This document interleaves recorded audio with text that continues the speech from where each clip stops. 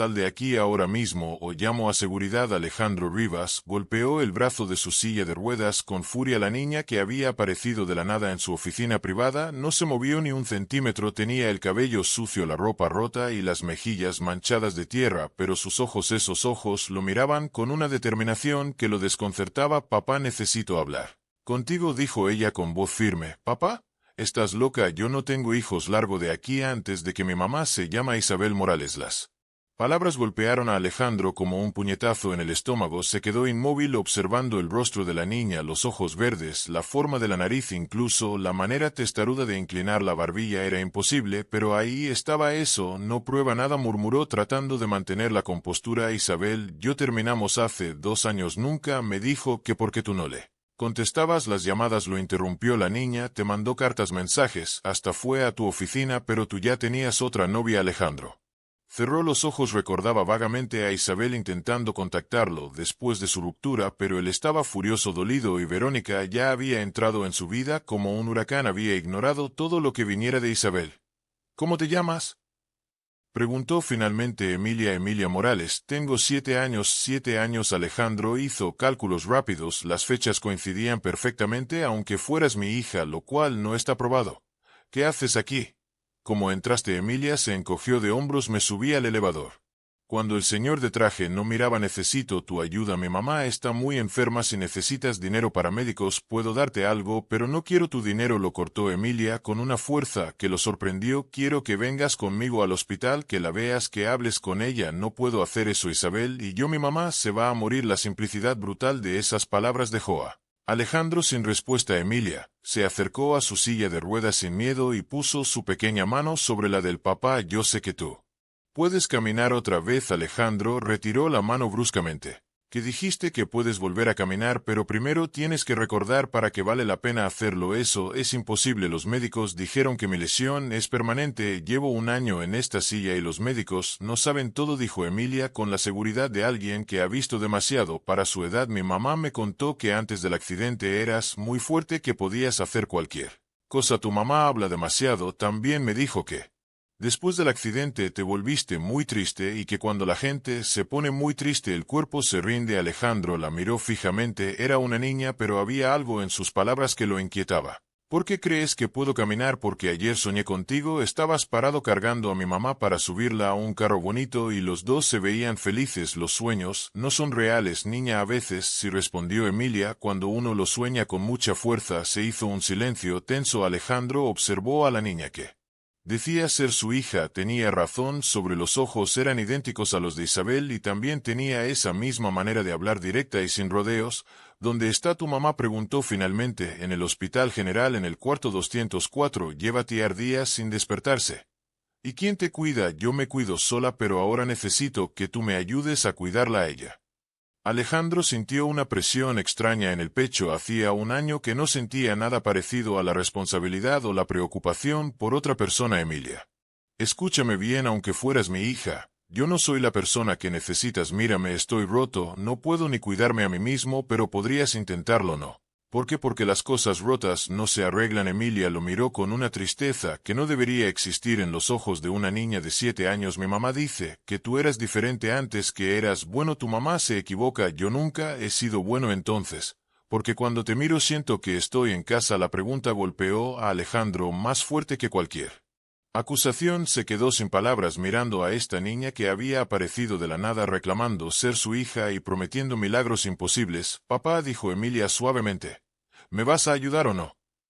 Está bien, te llevo al hospital, pero solo para que veas que estás equivocada sobre mí. Alejandro maniobró su silla de ruedas hacia el elevador privado, mientras Emilia caminaba a su lado sin decir palabra. El silencio se mantuvo durante todo el trayecto en el Mercedes adaptado que manejaba su chofer. Señor Rivas, ¿estás seguro de ir al Hospital General?, preguntó Roberto mirándolo por el espejo retrovisor. Sí, Roberto, y no hagas preguntas. Cuando llegaron, Alejandro se dio cuenta de que hacía más de 1 año que no pisaba un hospital. El olor a desinfectante y el sonido de las máquinas lo transportaron inmediatamente a sus propios días de internación después del accidente. Por aquí, dijo Emilia tomando el control de la silla sin pedir permiso. El Hospital General era un lugar triste y sobrecargado. Los pasillos estaban llenos de gente esperando, familias enteras acampadas en el suelo con bolsas de plástico llenas de comida casera. Alejandro se sintió incómodo bajo las miradas curiosas que atraía su silla de ruedas, cara y su ropa elegante. Cuar 204. Murmuró Emilia cuando llegaron al segundo piso. La puerta estaba entreabierta. Alejandro empujó su silla hacia adelante y se asomó. Lo que vio lo dejó sin aliento. Isabel estaba acostada en una cama estrecha conectada a varios tubos y monitores. Su piel tenía un color amarillento y se veía más delgada de lo que recordaba, pero incluso enferma seguía siendo hermosa. El cabello castaño enmarcaba su rostro pálido y sus manos descansaban sobre una manta gastada. Mamá, susurró Emilia corriendo hacia la cama. Traje a papá. Alejandro se acercó lentamente. Una parte de él quería huir, pero otra parte, una que había estado dormida durante meses, lo empujaba hacia adelante. Isabel, dijo suavemente. Ella abrió los ojos despacio. Cuando lo vio, una sonrisa débil apareció en sus labios. Alejandro, viniste. Emilia me dijo que estabas enferma. Te dijo también que es tu hija. El momento que Alejandro había temido finalmente llegó. Miró a Isabel a los ojos, buscando algún engaño, pero solo encontró cansancio y honestidad. Es verdad, si traté de decírtelo, llamé cientos de veces, fui a tu oficina 3 veces, pero Verónica nunca me dejó subir. Alejandro cerró los ojos. Recordaba las llamadas insistentes de Isabel después de su ruptura. Verónica le había dicho que era una ex despechada, que no lo dejaría en paz, y él había creído cada palabra. ¿Por qué no insiste? Porque tenía orgullo, respondió Isabel con una sonrisa triste. Y porque pensé que si no querías estar conmigo tampoco querrías estar con tu hija. Y Abel, yo no tienes que explicar nada, ya pasó. Emilia tomó la mano de su madre y la apretó. Mamá, dile a papá lo que dijeron los doctores. Isabel miró a su hija con ojos preocupados. Emilia, no es necesario que díselo, insistió la niña. Isabel suspiró y miró a Alejandro. Tengo insuficiencia renal, necesito un trasplante, pero no tengo seguro médico y los tratamientos son muy caros. ¿Cuánto tiempo tienes? Los doctores dicen que tal vez unas semanas, un mes si tengo suerte. Alejandro sintió como si alguien le hubiera quitado el aire de los pulmones. Miró a Emilia, que observaba a su madre con una mezcla de amor y terror. ¿Cuánto cuesta el tratamiento? Alejandro, no vine aquí para pedirte dinero. Emilia vino por su cuenta. Te estoy preguntando cuánto cuesta. Isabel intercambió una mirada con su hija. No, está bien. Venga a mi consulta esta tarde, pero antes necesito preguntarle algo. ¿Ha considerado retomar la fisioterapia? Alejandro miró a Emilia, que estaba sentada en el suelo del hospital, dibujando en un cuaderno gastado. ¿Por qué me pregunta eso?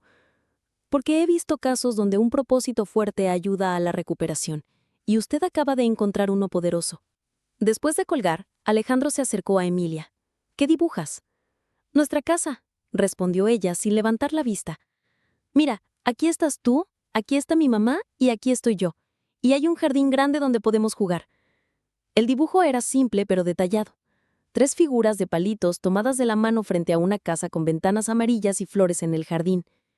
Emilia, ¿dónde has estado viviendo desde que tu mamá se enfermó? Con la señora Carmen, la vecina, pero ella tiene muchos nietos y no hay espacio. A veces duermo en el hospital. Alejandro sintió una punzada de culpa. Su hija había estado prácticamente en la calle mientras él se consumía en autocompasión. Eso se va a acabar esta noche. Te vienes conmigo. Emilia levantó la vista del dibujo. ¿En serio? ¿En serio? ¿Y cuando mi mamá salga del hospital, ya se puede venir? Sí. Emilia sonrió y siguió dibujando. Papá, ¿me puedes llevar a un lugar? ¿A dónde? Quiero que conozcas a alguien. 1 hora después, Alejandro se encontraba en un pequeño gimnasio de rehabilitación en el centro de la ciudad. El lugar era modesto, pero limpio, lleno de máquinas de ejercicio y colchonetas. ¿Marco Hernández?, preguntó una recepcionista. Sí, dígale que viene Alejandro Rivas. A los pocos minutos apareció un hombre de unos 40 años, fornido y con barba. Cuando vio a Alejandro, su expresión cambió. ¿Qué haces aquí? Marco, necesito hablar contigo. No tenemos nada de qué hablar. Ya te dije que no podía seguir trabajando contigo. Lo sé, pero las cosas han cambiado. Marco miró a Emilia, que observaba todo con curiosidad. ¿Quién es ella? Mi hija. No sabía que tuvieras una hija. Yo tampoco lo sabía hasta hoy. Marco suspiró y los invitó a pasar a su oficina. Alejandro, la última vez que nos vimos me dijiste que no querías seguir con la terapia, que era una pérdida de tiempo. Estaba equivocado. ¿Qué te hizo cambiar de opinión? Alejandro miró a Emilia, que se había sentado en una silla y balanceaba las piernas. Ella me dijo que podía volver a caminar. Y por primera vez en un año, quiero creerle. Marco estudió el rostro de Alejandro. Como fisioterapeuta, había aprendido a leer a sus pacientes. La desesperanza que había visto en los ojos del magnate hacía 6 meses ya no estaba ahí. ¿Sabes lo que implica? Meses de trabajo duro, dolor y tal vez no logres más que unos pocos pasos. Lo sé. Porque ahora tengo una razón para intentarlo. Marco miró a Emilia. ¿Tú crees que tu papá puede caminar? Sí, respondió ella sin dudar. Pero él tiene que creer también. ¿Y tú crees? ¿Alejandro? Alejandro tardó un momento en responder. Hacía tanto tiempo que no tenía esperanza en nada. Quiero creer. Eso es suficiente para empezar, dijo Marco. Pero tengo una condición. ¿Cuál? Quiero que me digas la verdad sobre por qué quieres caminar. No me vengas con historias bonitas. Alejandro respiró profundo. Porque mi hija me está viendo. Y porque la mujer que amo se está muriendo. Y porque por primera vez en un año no quiero estar muerto en vida. Marco asintió lentamente. ¿Está bien? Empezamos mañana, 6 de la mañana. ¿Tan temprano? Si quieres milagros, tienes que trabajar para ellos. Esa noche, Alejandro instaló a Emilia en una de las habitaciones de huéspedes de su penthouse. Mientras ella se bañaba, él llamó a Isabel para contarle sobre la fisioterapia. ¿Estás seguro de que quieres hacer esto?, le preguntó ella. Estoy seguro. Isabel, quiero preguntarte algo. Dime, ¿todavía me amas? Hubo un silencio largo del otro lado de la línea. Alejandro, nunca dejé de amarte, pero tú tienes que decidir si quieres ser el hombre del que me enamoré o el hombre en el que te convertiste después del accidente.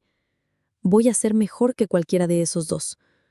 Eso espero, por Emilia y por ti. Cuando colgó, Alejandro se dirigió a su habitación. Al pasar por el cuarto de Emilia, la escuchó hablar sola.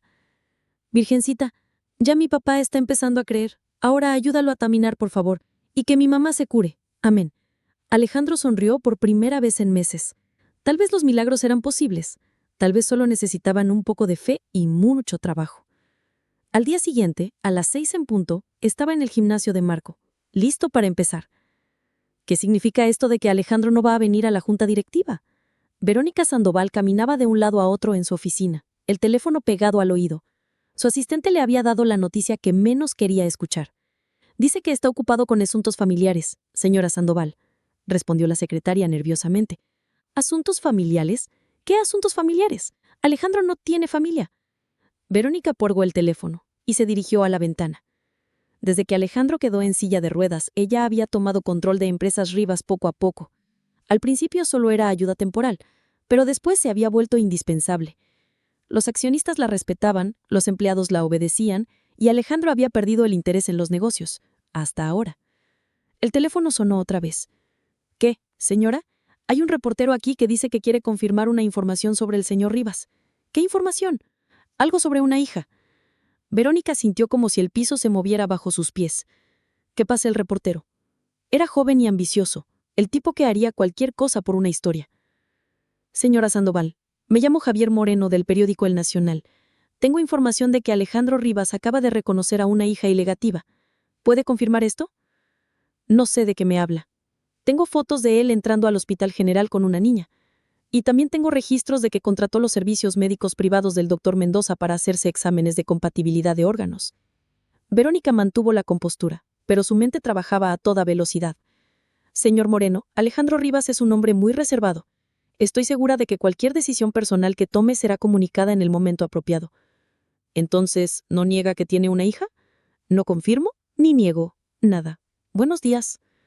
Cuando el reportero se fue, Verónica se sirvió un whisky, aunque apenas fueran las 11 de la mañana. Había trabajado 2 años para llegar a donde estaba. No iba a dejar que una niña aparecida de la nada lo arruinara. Levantó el teléfono y marcó un número. Detective Ruiz, soy Verónica Sandoval. Necesito que investigues a alguien. Isabel Morales trabaja en el Hospital General y a su hija, Emilia. ¿Qué tipo de investigación? Todo. Historial médico, situación económica, antecedentes, comportamiento, cualquier cosa que pueda ser útil. ¿Para cuándo lo necesita?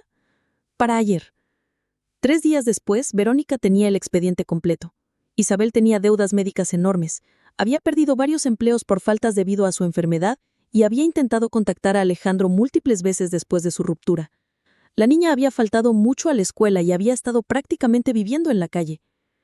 Perfecto. Su siguiente llamada fue el abogado más caro de la ciudad. Licenciado Vega, necesito que prepare una demanda de custodia e interdicción. ¿Contra quién? Alejandro Rivas.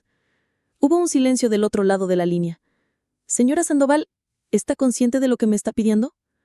Perfectamente. Alejandro no está en condiciones mentales de cuidar a la niña. Su discapacidad, su depresión, su aislamiento social, todo está documentado. Además, la niña ha estado en situación de negligencia. ¿Qué evidencia tiene? La niña ha estado prácticamente abandonada mientras su madre está hospitalizada. Ha dormido en hospitales y en casa de extraños. Alejandro la llevó a vivir con él sin ningún proceso legal, sin evaluaciones psicológicas, sin nada. Es impulsivo y inestable. ¿Y usted qué propone? Que la niña sea puesta bajo custodia temporal del Estado mientras se evalúa la capacidad mental de Alejandro para tomar decisiones importantes, y que yo sea nombrada su tutora legal y administradora permanente de sus bienes. Esto va a ser muy público, señora Sandoval. Los medios van a... Déjeme a preocuparme por los medios. El licenciado Vega preparó los documentos esa misma semana. Verónica también contrató a un psiquiatra privado para que evaluara la inestabilidad emocional de Alejandro y a un trabajador social para que documentara las condiciones inadecuadas en las que vivía Emilia. El plan era perfecto. Alejandro perdería la custodia de su hija, sería declarado mentalmente incapaz, y ella mantendría el control de la empresa. La niña sería enviada a un hogar temporal, e Isabel se las arreglaría sola. El viernes por la mañana, Alejandro recibió la citación judicial. ¿Qué es esto?, le preguntó a su abogado por teléfono. Es una demanda de custodia e interdicción. Alejandro, alguien está alegando que no eres capaz de cuidar a la niña ni de manejar tus propios asuntos. ¿Quién? Verónica Sandoval. Alejandro sintió una furia que no había experimentado desde antes del accidente. ¿Cuándo es la audiencia? El próximo lunes, Alejandro. Esto es serio. Si el juez determina que no eres apto, podrías perder todo. No voy a perder a mi hija. Entonces necesitas un buen abogado y necesitas demostrar que estás estable y que puedes caminar. Alejandro miró hacia el gimnasio donde había estado trabajando con Marco durante 2 semanas. Los progresos eran mínimos. Apenas podía mover los dedos de los pies y mantenerse de pie por unos segundos con ayuda. ¿Cuánto tiempo tengo? 3 días. Es suficiente. Cuando colgó, Emilia entró corriendo a la sala. «Papá, ¿por qué estás triste?» «No estoy triste, mi amor, solo preocupado». «¿Por qué?» Alejandro la tomó en brazos y la sentó en sus piernas. «Emilia, ¿tú me quieres?» «Claro que sí». «¿Y quieres quedarte conmigo?» «Sí». «¿Por qué me preguntas eso?»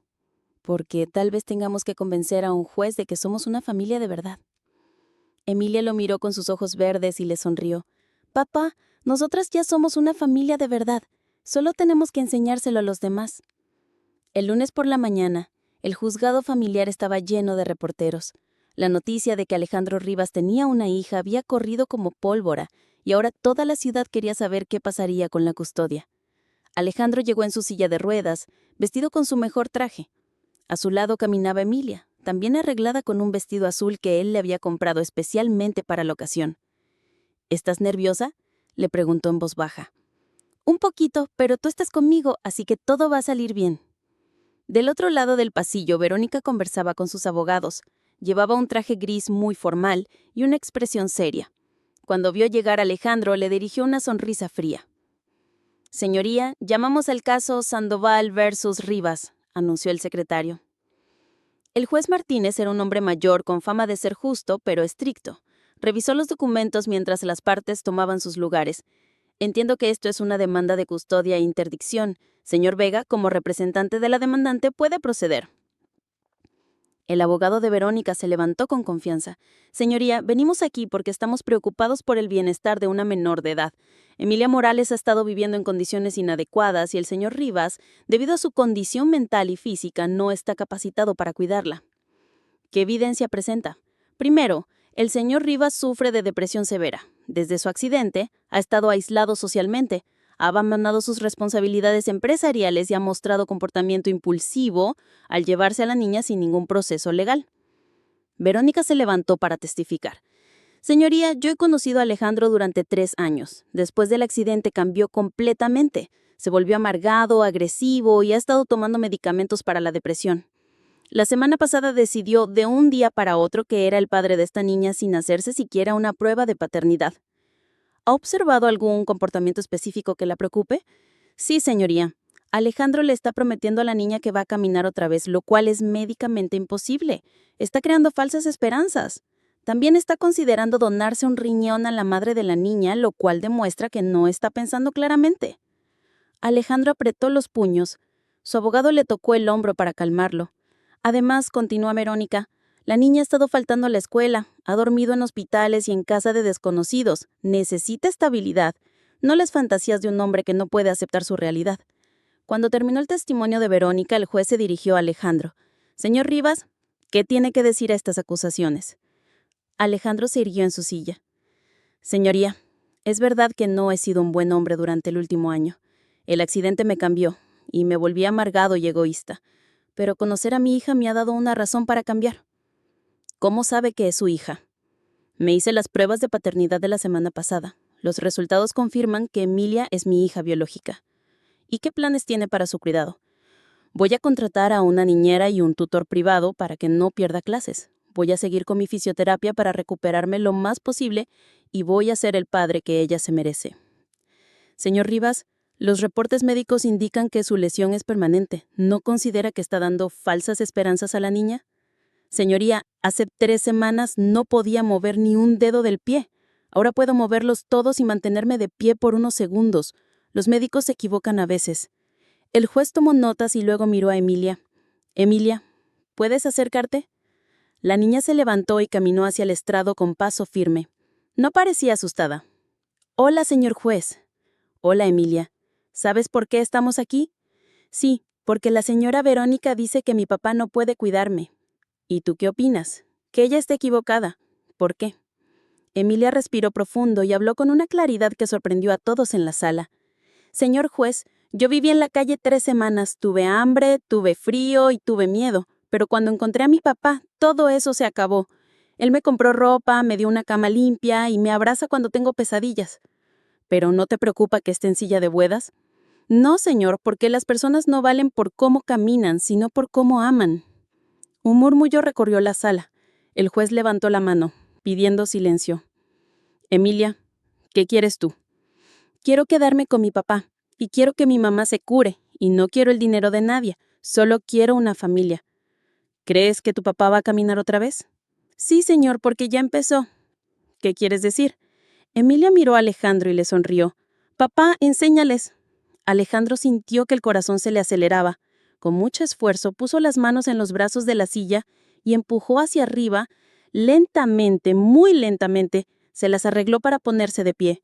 Le temblaron las piernas, pero se mantuvo erguido por casi 10 segundos antes de volver a sentarse. La sala quedó en silencio absoluto. Señoría, dijo Alejandro con voz emocionada, mi hija me devolvió la vida. No voy a permitir que nadie me la quite. El juez miró a Verónica, luego a Alejandro y finalmente a Emilia. Esta corte determina que Emilia Morales se queda bajo custodia de su padre Alejandro Rivas. Caso cerrado. Emilia corrió hacia Alejandro y se abrazó a él. Por primera vez en más de un año, Alejandro lloró de felicidad. Verónica salió del juzgado con el rostro desencajado. Los reporteros la rodearon, pero ella los apartó sin decir palabra. Su plan había fracasado completamente y ahora Alejandro no solo tenía a su hija, sino que también había demostrado públicamente que estaba mejorando. Esa noche, encerrada en su oficina, Verónica bebía whisky mientras revisaba los contratos de la empresa. Si no podía controlar a Alejandro legalmente, tendría que encontrar otra manera. Su teléfono sonó. Era Roberto Moreno, el reportero. Señora Sandoval, ¿tiene algún comentario sobre lo que pasó hoy en el juzgado? Sin comentarios. ¿Es verdad que usted y el señor Rivas tenían una relación sentimental? ¿Qué está insinuando? Tengo fotos de ustedes juntos en varios eventos sociales. Algunos dicen que la demanda era por despecho. Eso es ridículo. Entonces no niega la relación. Verónica colgó el teléfono. Su reputación estaba arruinada, su plan había fracasado y ahora los medios la estaban pintando como una mujer despechada. Necesitaba un golpe maestro. Revisó los documentos de la empresa hasta encontrar lo que buscaba. Las pólizas de seguro Empresas Rivas. Tenía una cobertura millonaria contra incendios y desastres naturales.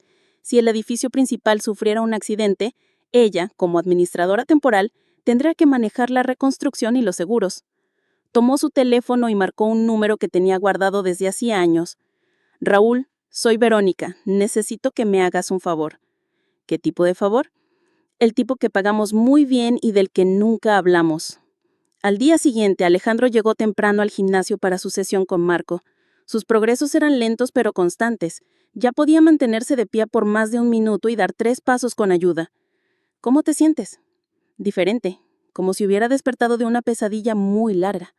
Y Emilia está en la escuela. Contraté a una maestra particular para que le ayude a ponerse al día. Es muy inteligente. Y a Isabel mañana le hacen más estudios para preparar el trasplante. Los médicos dicen que tenemos buenas posibilidades de compatibilidad. Marco sonrió mientras ajustaba las pesas para los ejercicios. ¿Sabes qué es lo que más me gusta de todo esto? ¿Qué? Que ya no hablas como un hombre derrotado. Alejandro estaba en medio de su rutina cuando su teléfono sonó. Era Roberto, su chofer. Señor Rivas, hay un incendio en el edificio de la empresa. Los bomberos ya están ahí, pero es muy grande.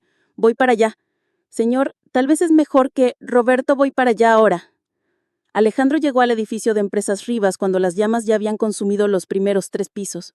Los bomberos luchaban contra el fuego mientras los empleados evacuaban en pánico. ¿Dónde está el jefe de bomberos?, preguntó desde su silla de ruedas. Aquí, señor Rivas. Capitán Torres. Todos salieron. Estamos verificando. Parece que hay una empleada atrapada en el 5º piso en el área de contabilidad. Alejandro conocía perfectamente el edificio y sabía que había una escalera de emergencia que daba directamente a esa área. Capitán, ¿puedo llegar ahí por la escalera trasera? Señor, usted no puede. Capitán, conozco este edificio mejor que nadie, y esa empleada es mi responsabilidad. Antes de que alguien pudiera detenerlo, Alejandro maniobró su silla hacia la entrada trasera del edificio. El humo era denso, pero pudo llegar al elevador de carga que aún funcionaba. En el 5º piso encontró a Carmen Vázquez, la contadora más antigua de la empresa, inconsciente cerca de su escritorio. El humo había llenado la oficina, pero las llamas aún no llegaban ahí. Con todas sus fuerzas, Alejandro se las arregló para ponerse de pie y cargar a Carmen hasta su silla de ruedas. Ella no era muy pesada, pero el esfuerzo fue enorme. Logró llegar al elevador justo cuando las llamas comenzaban a extenderse por el pasillo. Cuando las puertas del elevador se abrieron en el 1er piso, los paramédicos y bomberos corrieron hacia ellos. Alejandro estaba cubierto de hollín y tosía violentamente, pero Carmen estaba viva. ¡Alejandro!, gritó una voz familiar. Era Emilia, que había llegado corriendo desde la escuela al enterarse del incendio. «Papá, ¿estás bien?» «Estoy bien, mi amor», respondió él abrazándola fuerte. Los reporteros que habían llegado al lugar captaron todo en video. Alejandro cargando a la empleada, su llegada heroica en el elevador, el abrazo con su hija. En pocas horas las imágenes estaban en todos los noticieros. Esa noche, desde el hospital donde revisaban a Carmen, Alejandro recibió una llamada del detective Ruiz. «Señor Rivas, tenemos que hablar. El incendio no fue accidental». «¿Qué quiere decir?» «Encontramos rastros de acelerante en varios puntos del edificio. Alguien provocó este incendio intencionalmente». «¿Tienen idea de quién?» «Estamos investigando, pero necesito preguntarle. ¿Conoce a alguien que pudiera querer dañar su empresa?» Alejandro pensó inmediatamente en Verónica, pero no tenía pruebas. «Detective, revise los seguros del edificio y también revise quién tenía acceso al edificio fuera de horarios normales». «Ya lo estamos haciendo, señor Rivas. Tenga cuidado. Si alguien está dispuesto a quemar un edificio para perjudicarlo, podría intentar algo peor». Cuando colgó, Alejandro miró por la ventana del hospital. Por primera vez en meses, se sentía realmente vivo, pero también sabía que alguien muy peligroso quería destruir todo lo que estaba construyendo. La investigación del detective Ruiz avanzó rápidamente. Las cámaras de seguridad del edificio vecino habían captado a un hombre entrando al edificio de Empresas Rivas a las 2 de la madrugada. Más importante aún, los registros telefónicos mostraban varias llamadas entre Verónica Sandoval y Raúl Mendoza, un hombre con antecedentes por incendio intencional. «Señor Rivas, tenemos suficiente evidencia para arrestar a la señora Sandoval», le informó el detective por teléfono. «¿Cuándo?» «Hoy mismo. pero necesito que usted declare formalmente. Alejandro estaba en el gimnasio con Marco cuando recibió la llamada. Acababa de dar 10 pasos consecutivos sin ayuda, su mejor marca desde el accidente. Marco, tengo que ir a la comisaría. ¿Pasó algo? Van a arrestar a Verónica por el incendio. ¿La mujer que te demandó? Sí, parece que cuando perdió en el juzgado decidió quemar mi empresa. Marco silbó bajito. Alejandro, ten cuidado. La gente desesperada puede hacer cosas muy peligrosas. En la comisaría, Alejandro firmó su declaración mientras los agentes preparaban la orden de arresto. El detective Ruiz le mostró las evidencias: las cámaras de seguridad, las llamadas de teléfono, el testimonio de Raúl Mendoza, que había confesado a cambio de una sentencia reducida. Mendoza dice que la señora Sandoval le pagó 50,000 pesos para provocar el incendio. Dice que ella quería que pareciera un accidente eléctrico, pero él usó demasiado acelerante. ¿Ya la arrestaron? Los agentes están en camino a su oficina ahora mismo. 2 horas después, las noticias mostraban a Verónica Sandoval siendo arrestada en su oficina. Los cargos eran incendio intencional, conspiración, intento de homicidio y fraude empresarial. Esa noche, Alejandro cenó con Emilia en el penthouse. Ella había visto las noticias en la escuela. Papá, ¿por qué la señora Verónica hizo eso? Porque a veces las personas hacen cosas muy malas cuando tienen miedo de perder lo que creen que es suyo. Pero, ¿tú no eras su novio? Alejandro se sorprendió de la pregunta directa de su hija. Sí, durante un tiempo, pero yo no la amaba de verdad. Estaba confundido y triste después del accidente. ¿Y ella te amaba a ti? No lo sé, mi amor. Creo que más bien amaba mi dinero y mi empresa. Emilia asintió como si entendiera perfectamente. Papá, ¿cuándo va a salir mi mamá del hospital? Pronto. Mañana nos dan los resultados de las pruebas de compatibilidad. Si todo va bien, podríamos hacer el trasplante la próxima semana. Te va a doler un poco, pero va a valer la pena. Al día siguiente, el doctor Mendoza les dio la mejor noticia posible. Alejandro e Isabel eran completamente compatibles para el trasplante de riñón. Los dos están en excelente condición para la cirugía, explicó el médico. Señor Rivas, su estado físico ha mejorado notablemente en las últimas semanas. Señora Morales, usted está estable y lista para recibir el trasplante.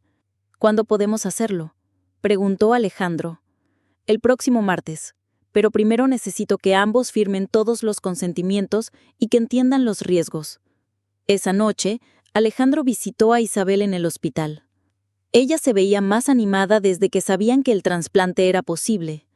Alejandro, quiero que sepas que no tienes que hacer esto por obligación. No lo hago por obligación, lo hago porque te amo, Isabel. Lo miró a los ojos. ¿De verdad? Nunca dejé de amarte, Isabel. Solo me perdí por un tiempo. ¿Y ahora? Ahora quiero ser tu esposo. Después del trasplante, cuando estés recuperada, quiero que seamos una familia de verdad. Las lágrimas rodaron por las mejillas de Isabel. ¿Se lo has dicho a Emilia? No quería preguntarte a ti primero. Ella va a estar muy feliz.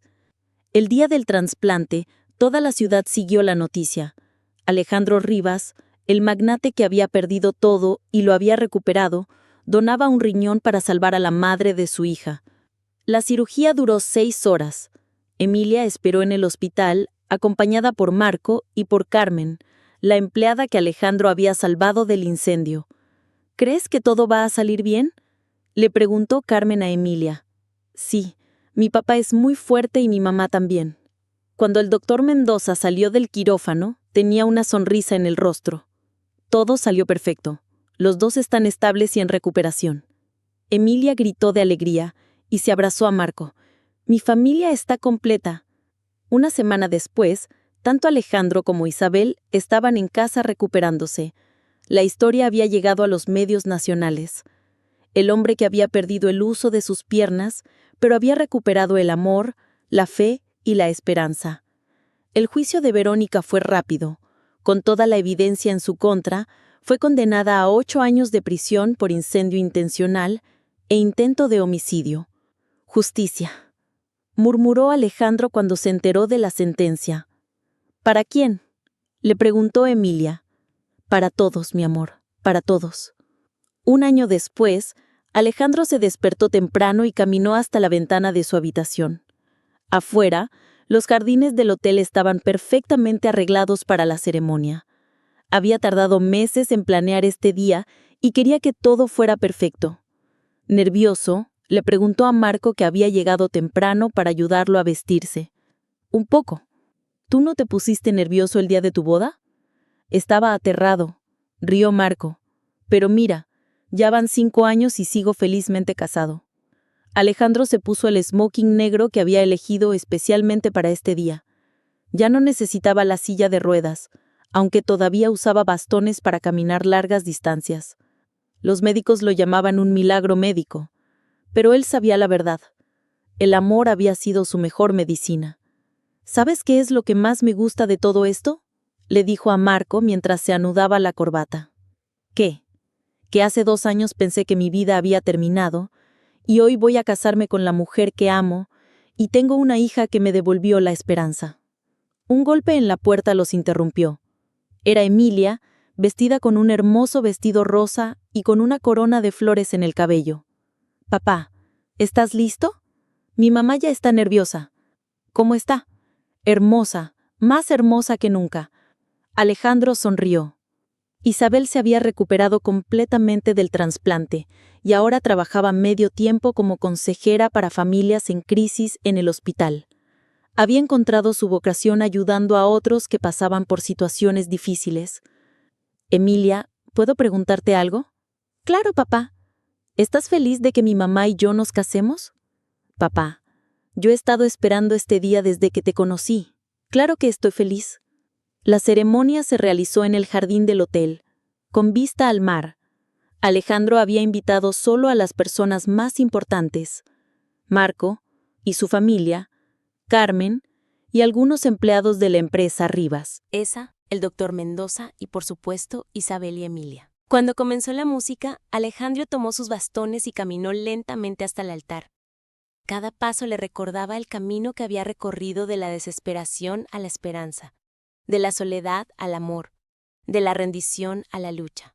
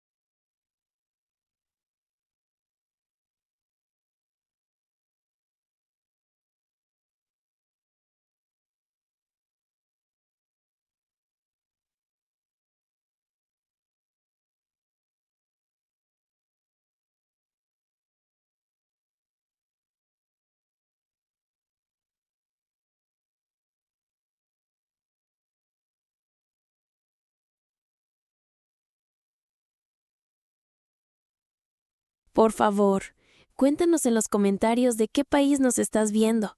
Nos encanta saber que nuestras historias llegan a corazones de todo el mundo. ¿Crees que el amor verdaderamente puede mover montañas como en la historia de esta familia? Comparte tu opinión en los comentarios.